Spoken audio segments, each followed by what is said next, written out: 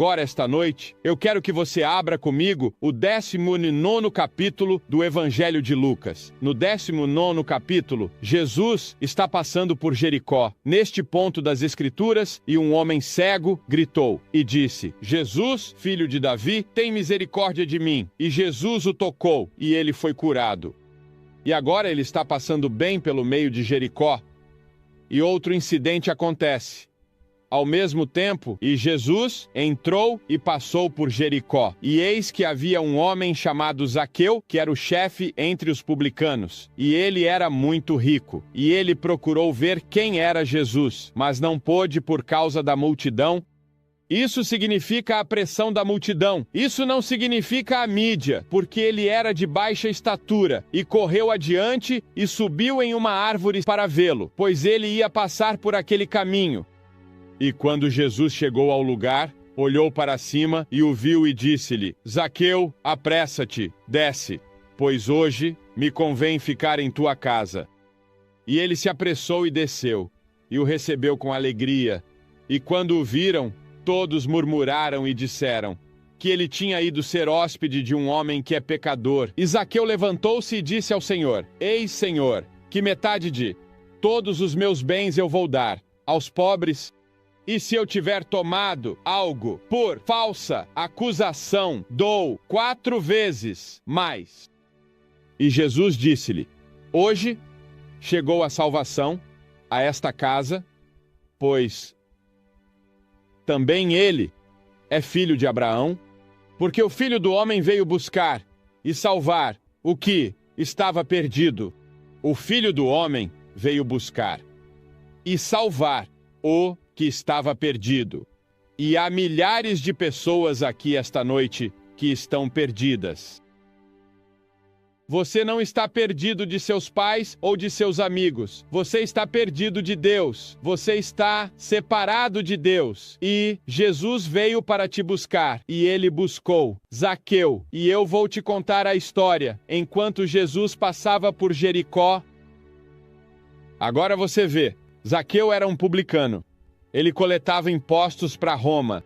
Ele era rico, ele era desprezado, ele era um pária social. As pessoas não gostavam dos coletores de impostos, que arrecadavam tributos para um país estrangeiro.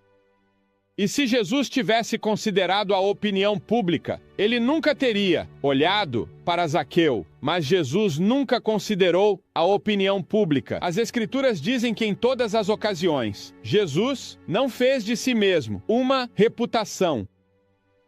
E eu imagino que já fazia muitos meses, desde que alguém havia cruzado voluntariamente a casa de Zaqueu, um homem de grandes riquezas, mas ele era um homem solitário, ele era um homem odiado, ele era evitado por quase todos na cidade.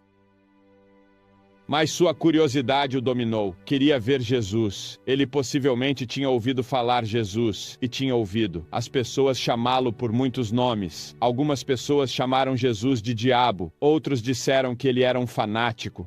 Disseram que ele era blasfemador. Disseram que ele era herético. Disseram que ele era vidente. Disseram que ele era falso. E muitos disseram que ele era, na verdade, o Filho de Deus. Portanto, naturalmente, Zaqueu tinha uma enorme curiosidade para ver Jesus. Mas você vê, para ver Jesus, ele tinha alguns obstáculos no caminho. Para chegar até Jesus, havia a pressão da multidão, uma grande multidão, e ele era um homem pequeno. E tentar se abrir caminho através daquela multidão era muito difícil. E ele também era de estatura pequena. Ele era um homem muito pequeno, e passar pela multidão era quase uma impossibilidade, porque todos queriam se aproximar de Jesus. Muitos de vocês gostariam de conhecer Jesus e se aproximar de Jesus e querem Jesus no coração e salvação, mas enfrentam muitos obstáculos. Vamos apenas listar alguns deles que você enfrenta. Primeiro é o orgulho. A Bíblia ensina que o orgulho impede mais pessoas de Cristo do que qualquer outro pecado. O pecado do orgulho. A Bíblia diz que Deus resiste aos soberbos, mas dá graça aos humildes. A Bíblia diz que se alguém entre vós parece ser sábio neste mundo, torne-se um tolo, para que possa ser sábio. Jesus disse que tínhamos que nos tornar como crianças pequenas para sermos convertidos. Você quer se aproximar de Cristo e ter Cristo? Você vê, todos nós somos orgulhosos e não gostamos de nos humilhar. E então a segunda coisa que nos afasta de Jesus é a idolatria. E a idolatria é outro pecado, mencionado em toda a Escritura, como algo que afasta mais pessoas de Deus do que quase qualquer outro pecado. E nossa idolatria é muito única em nossos dias, porque adoramos a nós mesmos, adoramos o homem. Quer percebamos ou não, estamos adorando a nós mesmos, as coisas que criamos, as coisas que fizemos com nossas mãos, seja um aparelho de televisão ou um novo automóvel, materialismo. Todas essas coisas se tornaram deuses e deusas. O sexo se tornou uma deusa, assim como era nos dias de Éfeso, ou nos dias de Roma. Esses são os deuses modernos. E as Escrituras dizem que a idolatria, aqueles que a cometem, terão sua parte no lago que arde com fogo e enxofre, que é a segunda morte, em Apocalipse 21, 8. Deus odeia a idolatria. E a terceira coisa que pode afastar alguns de vocês de Jesus é a mundanidade. Pois que aproveita ao homem ganhar o mundo inteiro e perder a sua alma, ou que dará um homem em troca da sua alma, disse Jesus em Mateus 16. Amém. Há muitos de vocês que estão vendendo sua alma, seu espírito eterno, por um pouco deste mundo. Mas Jesus disse, suponha que você tenha todo o petróleo do Oriente Médio, todo o ouro da África do Sul, todos os diamantes na Holanda, toda a riqueza do mundo inteiro, e você tivesse tudo isso. Toda a música, toda a cultura, toda a filosofia, toda a psicologia do mundo. Você tinha tudo e perdeu sua alma. Não valeria a pena, e ainda assim você está perdendo sua alma por apenas um pouco disso. Agora, isso não significa que você não deva ter dinheiro. Em nenhum lugar da Bíblia Deus condena um homem rico, a menos que ele o tenha adquirido da maneira errada. Então ele é condenado, mas a Bíblia diz, não sabeis que amizade com o mundo é inimizade contra Deus. Portanto, todo aquele que quiser ser amigo do mundo é inimigo de Deus. O que significa essa palavra mundo? É cosmos. Significa um sistema dominado pelo mal. Aquela parte maligna do sistema mundial em que vivemos, a amizade com isso, significa inimizade com Deus. Saí do meio deles e separai-vos, diz o Senhor, e não toqueis nas coisas imundas. A mundanidade no Novo Testamento significava a relação que as pessoas tinham com seu ambiente social. Devemos nos separar dos males do mundo. Agora, talvez. Você tenha visto aquelas enormes imagens na televisão há alguns meses, de cerca de 40 baleias, que por alguma razão biológica desconhecida, se feriram e morreram. Elas deixaram seu ambiente de vida por um de morte e morreram. E muitos de vocês deixaram o ambiente de viver nas Escrituras e viver para Deus, e saíram para o mundo, e sua alma está morta em relação a Deus. É como o Lemmingue na Escandinávia. Eles se juntam e, por algum motivo desconhecido, caminham em direção ao oceano e morrem.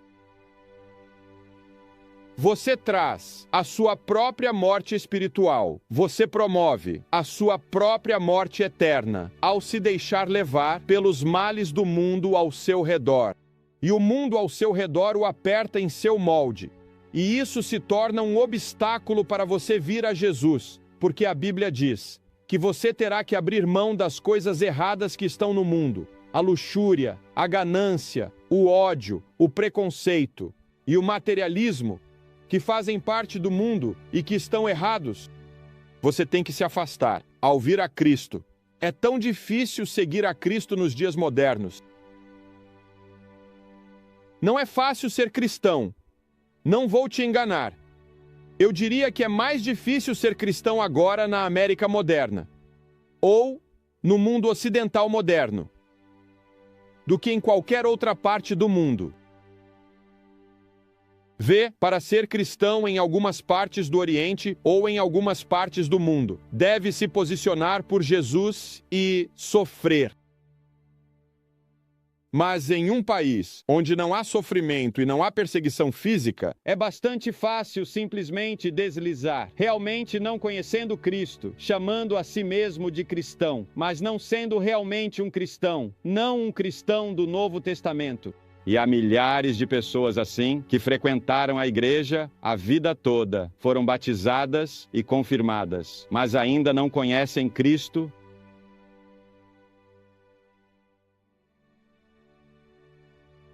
E então, outro obstáculo são os pecados secretos. Diz a Bíblia, o salmista orou, limpa-me dos pecados secretos. E Paulo escreveu aos Romanos, o dia em que Deus julgará os segredos dos homens por Jesus Cristo. Você não pode manter segredos de Deus. Seus amigos não sabem nada sobre eles. Sua família pode nem mesmo saber, mas você sabe, e Deus tem falado com você sobre eles. É como o incrível Hulk na televisão. Acho que já vi isso uma vez, talvez duas, mas li sobre isso. E se eu entendi corretamente, está tentando se livrar da pessoa dentro dele. Sempre. E talvez você tenha lutado com o homem oculto em seu coração, com seus pecados secretos. Confesse-os a Cristo esta noite. Venha à cruz e traga esses segredos do seu coração e coloque-os diante dele e diga: Senhor, aqui estão eles. Eu me rendo. E então, a autojustificação é outra coisa que impede as pessoas de chegarem a Cristo. Há uma geração, diz a Bíblia, que é pura aos seus próprios olhos, e ainda assim não foram lavados de sua imundície. Puros aos nossos próprios olhos, nos elogiando mutuamente, dizendo que somos bons, quando na verdade somos maus, dizendo que somos bons, quando na verdade estamos pecando e quebrando as leis de Deus. Isso nos impede da autojustificação de Cristo. Agora, vimos os obstáculos. Vamos olhar para Jesus. É um chamado pessoal. Jesus se volta para Zaqueu e o chama pelo nome. Ele vê Zaqueu na árvore. Veja, Zaqueu havia subido em uma árvore e estava lá no galho, sentado, assistindo a Jesus. E de repente, o homem mais impopular da cidade, o homem mais odiado da cidade, o homem mais pecador da cidade, ouve seu nome chamado pelo grande profeta, Jesus. E Jesus diz: Zaqueu, você pode imaginar como ele ficou surpreso que de toda aquela multidão e daqueles líderes religiosos, ele, o pior pecador da cidade, foi chamado pelo seu nome. A Bíblia diz que Jesus é o bom pastor. Ele chama suas próprias ovelhas pelo nome e as conduz. Em Gênesis, lemos que Deus veio pessoalmente ao jardim do Éden para chamar Adão. Ele disse: Adão, Adão, onde estás? E mais tarde ele chamou Abraão. Ele disse: Abraão, Jacó, Moisés, Josué, Gideão, Samuel, Davi, Salomão. Ele os chamou todos pelo nome. Isaías, Jeremias, Ezequiel, Daniel. Ele os chamou pelo nome. E então, quando o Senhor Jesus Cristo veio, ele chamou seus discípulos pelo nome. Ele desceu à beira-mar e chamou Simão Pedro, André, Tiago, João. E da receita de impostos, outro homem como Zaqueu, um coletor de impostos. Mateus, vem e segue-me. E ele se levantou e seguiu Jesus imediatamente. E na estrada de Damasco, ele disse: Saulo, Saulo, Saulo, por que você me persegue? E na ilha de Patmos, ele disse: João, ele te chamou pelo nome. Qual é o seu nome? Jim, Maria, Suzy, Pedro. Te chamou pelo nome. Ele conhece o seu nome. Ele sabe tudo sobre você. E te chamou. Maria, venha até mim.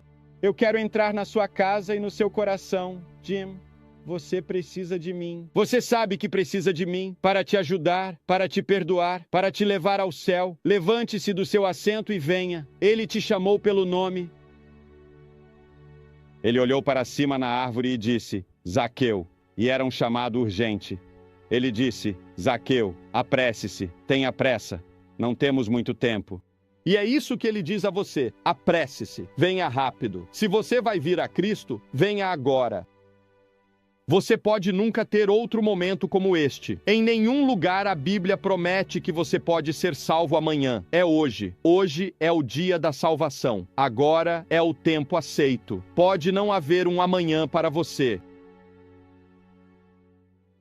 Há um pequeno verso em seu hino nacional que às vezes sinto falta quando o ouço cantado, e é uma coisa linda.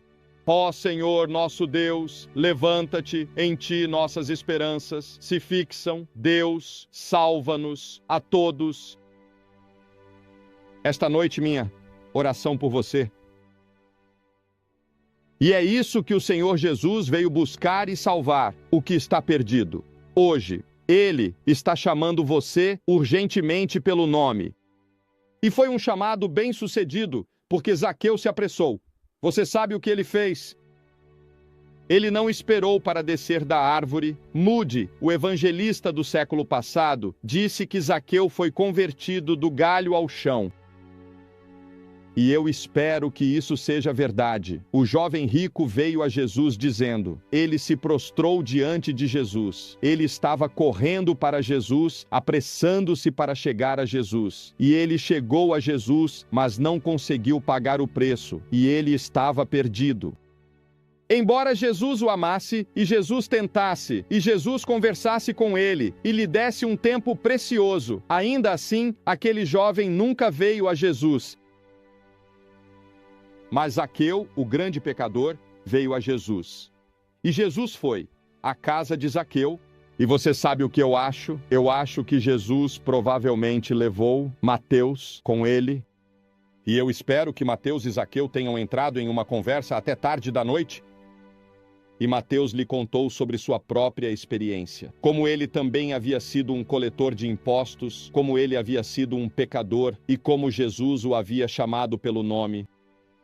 E ele disse: siga-me. E Mateus disse: eu me levantei naquele momento e o segui, e nunca me arrependi de um minuto disso. Ele mudou minha vida, ele me deu segurança, ele abençoou minha família, ele uniu nossa família. Ó, eu morreria por ele, eu lhe entreguei minha vida. E Zaqueu ouviu isso, e eu imagino que Mateus lhe disse naquela noite: você sabe, Zaqueu, se você vier a Cristo, se você vier a Jesus, vai ter que fazer alguma restituição. Você vai ter que mudar toda a sua maneira de viver. E você vai ter que declarar abertamente sua lealdade a Jesus Cristo. Devemos, no mundo, mas não ser do mundo. Vivemos em dois mundos. Vivemos neste mundo, mas também somos cidadãos de outro mundo, o reino dos céus. E nossa primeira lealdade é sempre ao reino dos céus. Sim, imagino que Mateus lhe contou todas essas coisas. Qual foi o resultado?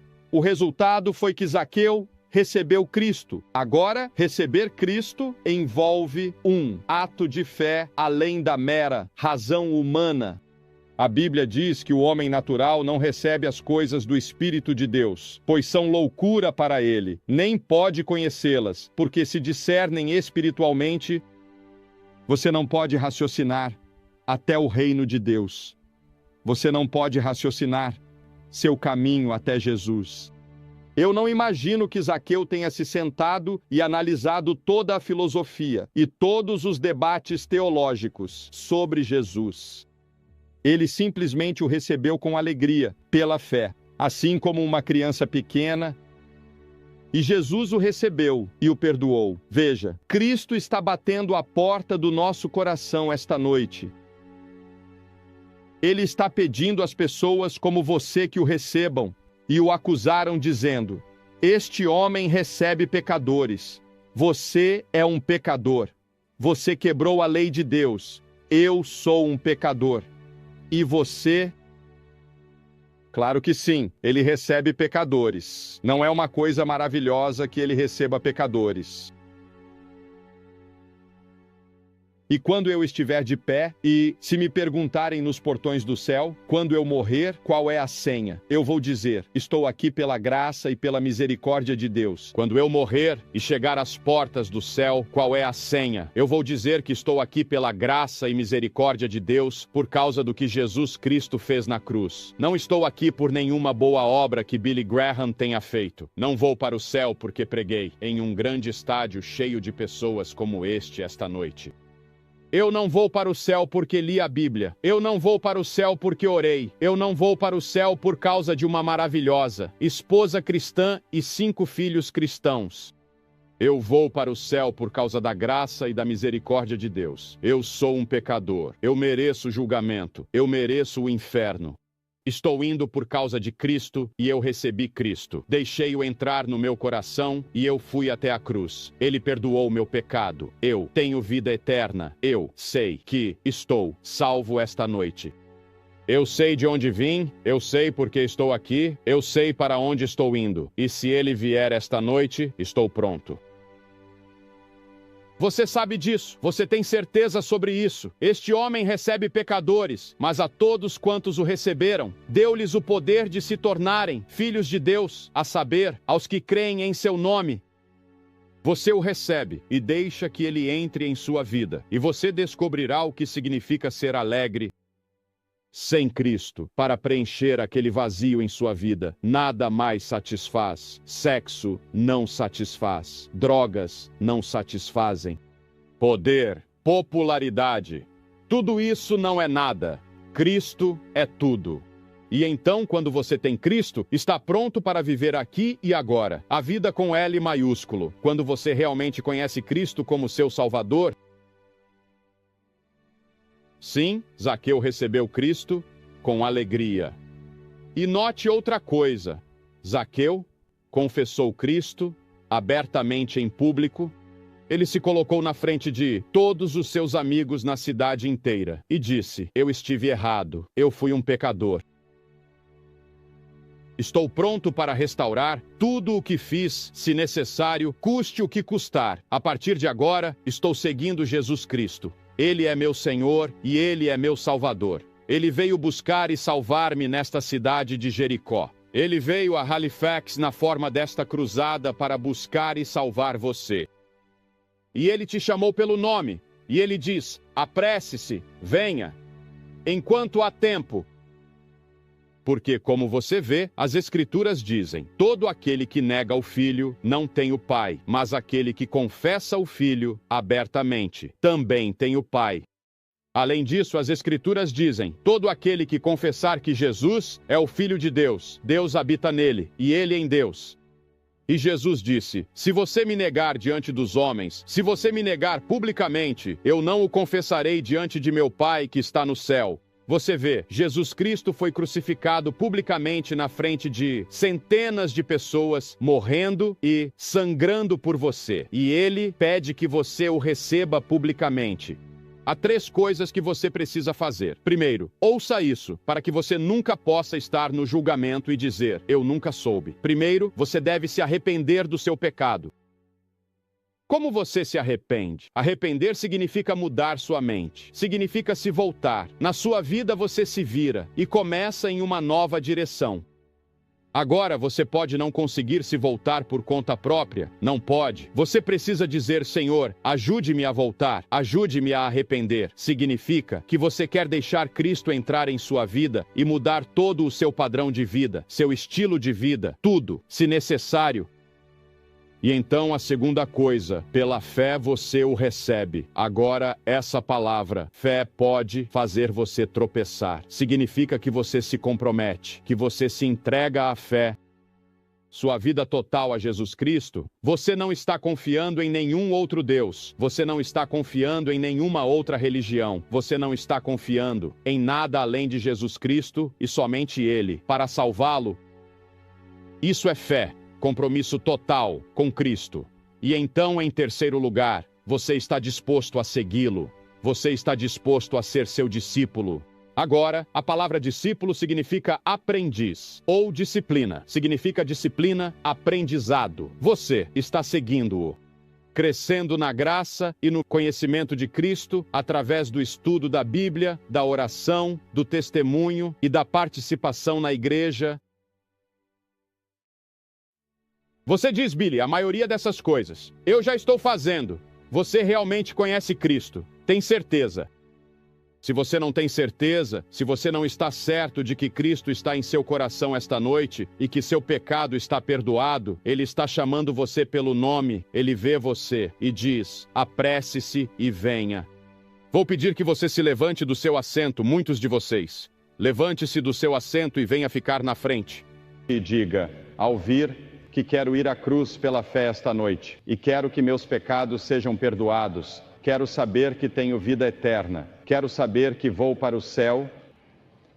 Você se levanta e vem, e fica aqui. Se você estiver com amigos ou parentes, eles vão esperar. Depois, eu vou dizer algo e fazer uma oração.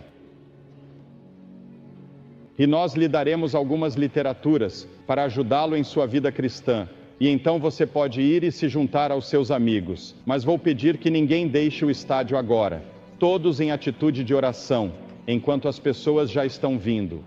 Levante-se e venha agora também. Deus está chamando você pelo nome. Jesus está olhando na sua direção e Ele conhece seu coração e diz: venha, levante-se e venha rapidamente. Vamos esperar.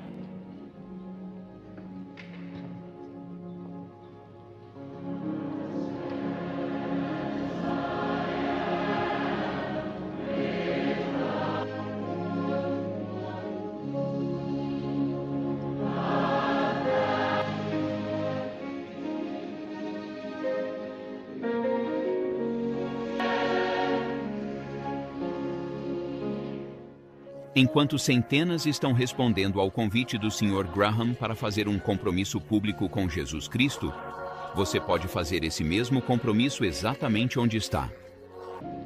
Em casa, em um bar ou em um quarto de hotel, onde quer que você esteja, pela televisão, você pode ver que há centenas de pessoas aqui em Halifax, Nova Escócia, vindo se comprometer com Jesus Cristo. Você também é como Zaqueu, e Jesus está chamando você pelo nome, e Ele está dizendo: venha, apresse-se, faça seu compromisso onde você está agora, e não se esqueça de ir à igreja no próximo domingo. Deus te abençoe.